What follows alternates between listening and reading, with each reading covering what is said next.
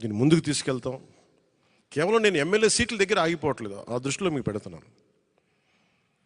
ఎందుకంటే ఒక పార్టీ నిర్మాణం లేదంటే మండల స్థాయి, గ్రామ స్థాయి, పంచాయతీ స్థాయి, వార్డు స్థాయి వరకు నాయకత్వం ఉండాలి ఒక పార్టీకి. ఇది చాలా చక్కటి అవకాశం మనందరం పెంపొందింపు చేసుకోవడానికి.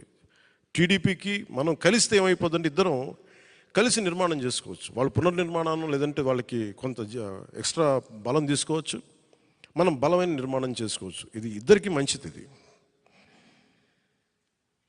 భవిష్యత్తు ఏది ఎట్లా ఉన్నప్పటికీ కూడా ఈ క్షణం మనం ఇప్పుడు చేయాల్సింది సంపూర్ణంగా ఒక మాట అటున్నా, ఆటుపోట్లున్నా, ఇటున్నా కానీ మనం కలిసే వెళ్తున్నాం. అలాగే వారు 2 సీట్లు అనౌన్స్ చేశారు కాబట్టి ప్రత్యేక పరిస్థితుల్లో నేను కూడా ప్రత్యేక పరిస్థితుల్లో ఈ రోజున రిపబ్లిక్ డే రోజున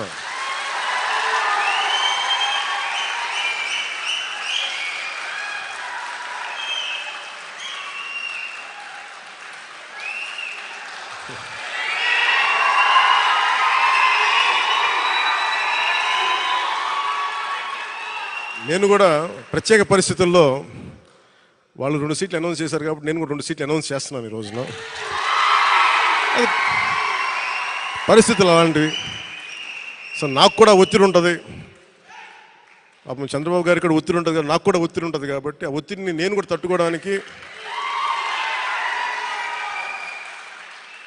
రిపబ్లిక్ డే రోజున నాకు R అక్షరం బాగుందనిపించింది. రిపబ్లిక్ డే RRR లాగా రిపబ్లిక్ డే రోజున రాజోలు, రాజానగరం సీట్లు నేను అనౌన్స్ చేస్తాను. సో ఈ రిపబ్లిక్ డే రోజున అందరం బాగుండాలి, అద్భుతాలు జరగాలి మనస్ఫూర్తిగా కోరుకుంటూ, రాష్ట్ర ప్రజలకి బంగారు భవిష్యత్తు జనసేన, తెలుగుదేశం ప్రభుత్వం ఇస్తాయని మనస్ఫూర్తిగా కోరుకుంటూ, ఈ పర్యాయం నన్ను నమ్మండి, వ్యూహం నాకు వదిలేయండి. ఏ వ్యూహం వేసినా నన్ను సంపూర్ణంగా నమ్మండి. నేను విహంగ వీక్షణం చేస్తాను, మీరు నన్ను నమ్మండి. నాకు దశాబ్దం అడగట్లా, ఈ ఎన్నికలు దాటనివ్వండి, 5 సంవత్సరాలు టైం ఇవ్వండి. నాకు మీ గౌరవానికి ఏ మాత్రం భంగం వాటిల్లకుండా మన నాయకులకి ప్రతి ఒక్కరికి గుర్తించే బాధ్యత నేను సంపూర్ణంగా తీసుకుంటాను. ఈసారి కలిసి పనిచేద్దాం. ఎప్పుడు విడిపోయి మనం పలచన పడిపోయాం. ఈసారి కలిసి ఉందాం, చిక్కగా ఉందాం. అలాగే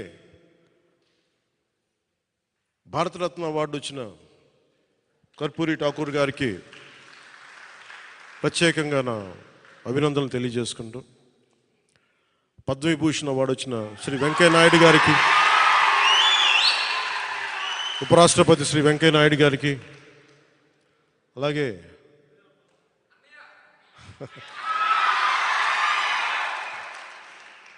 మా పెద్దన్నయ్య మెగాస్టార్ చిరంజీవి గారికి మనస్ఫూర్తిగా నా అభినందనలు తెలియజేసుకుంటూ, వైజయంతిమాల బాలి గారికి, మిగతా అవార్డు గ్రహీతలందరికీ కూడా నా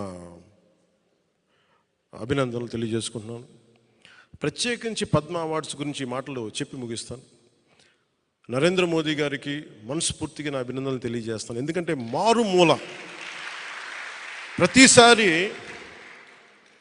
పద్మ అవార్డ్స్ అనగానే రికమెండ్ చేస్తారు, ఈ వ్యక్తికి ఇవ్వాలి అని.